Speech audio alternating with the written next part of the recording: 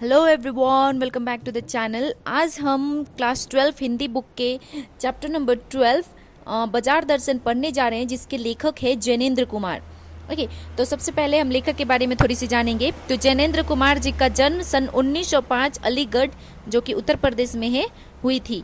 Okay, और उनकी प्रमुख रचनाएं हैं पड़क, अनाम स्वामी, सुनीता, त्यागपत्र, कल्याणी, जयवर्धन, मुक्तिबोध, वातायन, एक रात दो चिड़िया, फांसी, नीलम देश की राजकन्या और बहुत सारी उनकी रचनाएं। ओके, एंड उनको बहुत सारे प्रमुख पुरस्कार मिले हैं, जिसमें उनके प्रमुख पुरस्कार हैं साहित्य अकादमी पुरस्कार, भारत भारती सम्मान, भारत सरकार द्वारा पद्म भूषण से भी सम्मानित किए गए हैं।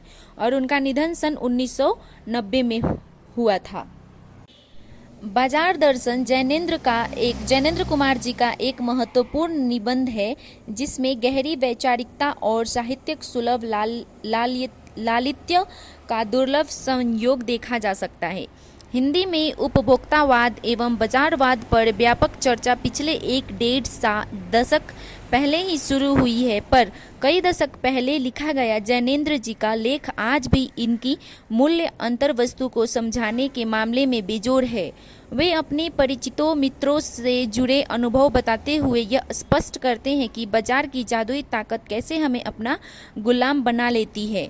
अगर हम अपनी आवश्यकताओं को ठीक ठीक समझकर बाजार का उपयोग करें तो उनका लाभ उठा सकते हैं, लेकिन अगर हम जरूरत को तय कर बाजार में जाने के बजाय उनकी चमक दमक में फंस गए तो वह असंतोष, तृष्णा और ईर्ष्या से घायल कर हमें सदा के लिए बेकार बना सकता है। इस मूल भाव को जैनेंद्र कुमार ने भांति भांति से समझाने की कोशिश की है, कहीं दार्शनिक अंदाज में तो कहीं किस्सों की तरह। इसी क्रम में केवल बाजार का पोषण करने वाले अर्थशास्त्र को उन्होंने अनीति शास्त्र बताया है। तो आइए अब हम इस चैप्टर की समरी देखते हैं। ये जो था वो बाजार दर्शन के कुछ इंपॉर्टेंट पॉइंट थे। अब हम चैप्टर की समरी देखेंगे। ओके, तो बाजार दर्शन में लेखक ने उपभोक्ता व बाजारवाद के बारे में खुलकर अपनी मन की बात रखी है। और लेखक कहते हैं कि बाजार का आकर्षण ही ऐसा है कि व्यक्ति अपना संयम खो देता है और गैर जरूरी चीज़ें को खरीद लेता है, भले ही बाद में उसे इस बात का एहसास होता है कि उसने बाजार की चकाचौंध से आकर्षित होकर गैर जरूरी चीज़ें खरीद लेता है। क्योंकि जब हम बाजार जाते हैं तो बाजार की चमक धमक देखकर हमें ये भी खरीदने का मन करता है, वो भी खरीदने का मन करता है, और चकाचौंध में भरकर हम गैर जरूरी चीज़ें खरीद लेते हैं जिसकी हमें कोई ज़रूरत नहीं होती है। लेखक आगे कहते हैं कि बाजार की सार्थक मतलब उसकी उपयोग, मतलब वो कब अच्छा होगा हमारे लिए। तो वो बताते हैं कि बाजार की सार्थक इसी में है कि वह लोगों को उनकी ज़रूरत का सामान उपलब्ध कराए और लोग भी अपनी आवश्यकता के अनुसार ही बाजार से सामान खरीदें। मतलब वो ये कहना चाहते हैं कि अगर हम बाजार जाते हैं, वहाँ से अपनी ज़रूरत की सामानें खरीदते हैं, तो बाजार जो होता है वो सार्थक हो जाता है। और अपने इस बात को वो अपने दो मित्र और एक पड़ोसी का उदाहरण देकर समझाते हैं, जिनमें उन्होंने चैप्टर के शुरुआत में ही बताया था कि उनकी एक मित्र थे जो अपनी पत्नी के साथ कुछ ज़रूरत का सामान लेने बाजार गए, लेकिन बाजार पहुंचकर उन्होंने इतना गैर जरूरी सामान खरीद लिया कि उनके पास घर वापस आने के लिए रेल की टिकट खरीदने तक के लिए भी पैसे नहीं बचे थे। तो इस घटना पर लेखक विचार करते हुए कहते हैं कि पैसा ही पावर है, क्योंकि आज अगर हमारे पास पैसे नहीं है तो हम कुछ भी नहीं खरीद सकते। इसलिए आज के ज़माने में पैसा ही सब कुछ है। आगे बढ़ते हुए लेखक कहते हैं कि पैसे में परचेजिंग पावर होती है, यानी कि अगर हमारे पास पैसे है तो हम कुछ भी खरीद सकते, राइट। तो ये पावर जो है, कुछ लोग परचेजिंग पावर के हिसाब से ही सामान खरीदते हैं, यानी जेब में जितना अधिक पैसा उतना ही अधिक सामान ही खरीदारी, फिर चाहे वो सामान उनकी ज़रूरत का हो या ना हो। ये लोग इसी पावर को इस्तेमाल करने में खुशी महसूस करते हैं। लेकिन आजकल कुछ ऐसे भी लोग होते हैं जो पैसे के महत्व को समझते हुए अपने मन पर नियंत्रण रखते हैं और अपनी बुद्धि और संयम से जोड़े हुए पैसों को खर्च करने के बजाय सहेज कर, यानी सेविंग करके गर्व महसूस करते हैं।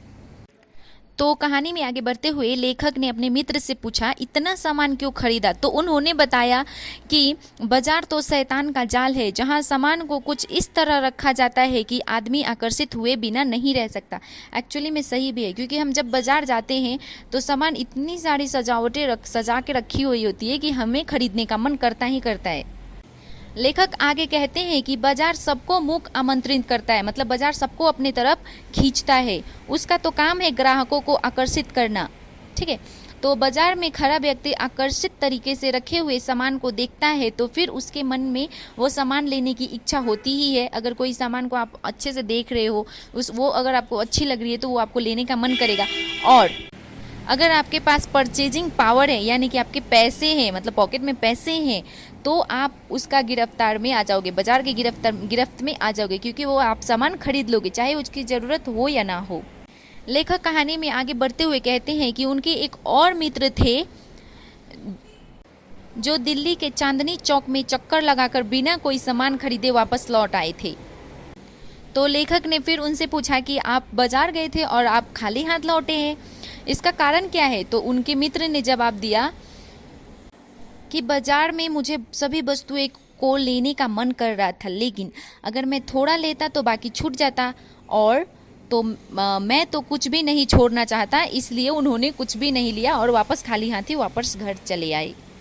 लेखक आगे कहते हैं कि जब अगर आप बाजार जाते हैं और आपको पता ही ना हो कि आपको क्या लेना है, तो सभी वस्तुएं आपको आकर्षित करेंगी, जिसका परिणाम बहुत बुरा होता है, यानी कि आपके पैसे खर्च हो जाते हैं, आपको वो सामान की कमी नहीं है, फिर भी वो सामान आप उठा के लेके आते हैं।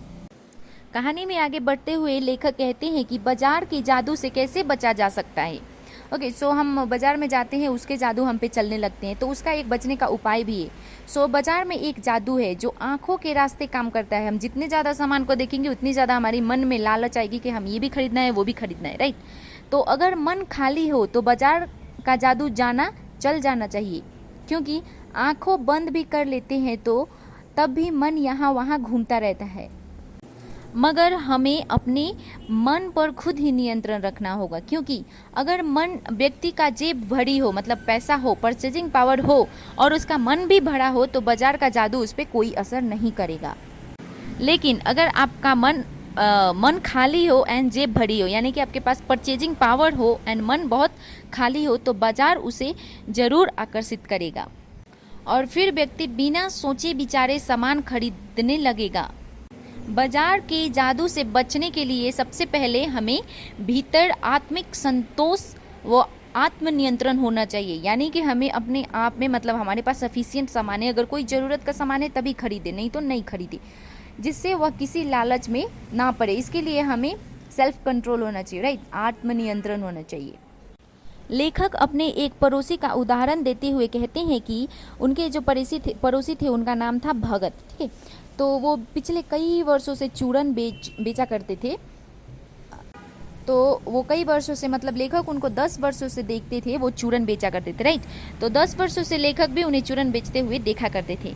लेखक कहते हैं कि भगत रोज चूरन बेचने जाते थे। वह उतना ही चूरन बेचते थे जितने में कि उनकी 6 आने की आमदनी होती है। जब उनकी 6 आने की आमदनी हो जाती है तो वो जितने चूरन बचे होते हैं उनके पास, वो सब बच्चों में फ्री में बांट देते हैं।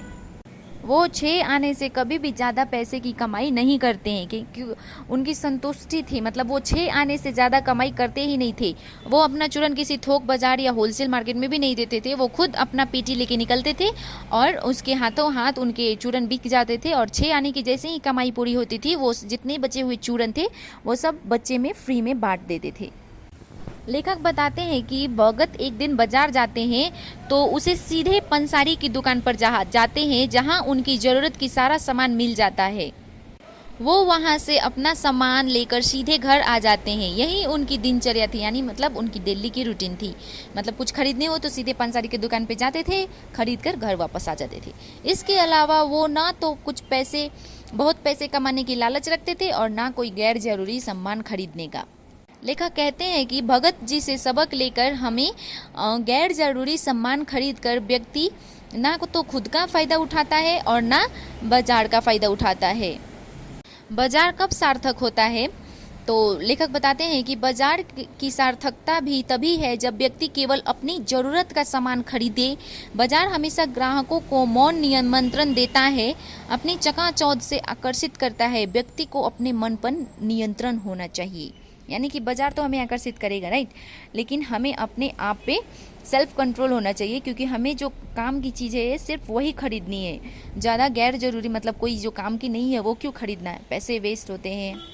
लेखक आगे बताते हैं कि जो लोग अपनी इच्छाओं पर नियंत्रण नहीं रखते वो अपनी परचेजिंग पावर के गर्भ में अपने पैसे से केवल एक विनाशक शक्ति, शैतानी शक्ति और व्यंग की शक्ति की बाजार को देते हैं। ऐसे व्यक्ति न तो खुद बाजार से कुछ लाभ उठा सकते हैं और न ही बाजार को लाभ दे सकते हैं। और ऐसे लोग जो परचेजिंग पावर पे बिलीव करते हैं, वैसे लोग सिर्फ बाजार का बाजारूपन बढ़ाते हैं, जिससे क्या होता है, बाजार में छल कपट बढ़ता है और सद्भावना का नाश होता है। और जिससे क्या होता है, अंत में रिजल्ट क्या होता है, फिर ग्राहक जो कस्टमर और दुकानदार होते हैं उनके बीच सद्भावना के संबंध ना होकर केवल प्रॉफिट और लॉस, लाभ हानि का तक ही सीमित रह जाता है। सद्भाव से हीन बाजार मानवता के लिए विडंबना है और ऐसे बाजार का अर्थशास्त्र अनीति का शास्त्र है। ये रहा चैप्टर नंबर 12 बाजार दर्शन का समरी। उम्मीद करती हूँ आपको ये वीडियो पसंद आए होंगे। अगर वीडियो पसंद आ रहे हैं तो वीडियो को लाइक करें, चैनल को सब्सक्राइब करें, अपने दोस्तों के साथ शेयर करें। आने वाले वीडियो में हम कुछ और चैप्टर्स की समरियाँ देखेंगे, राइट। तो till then bye bye, see you, take care.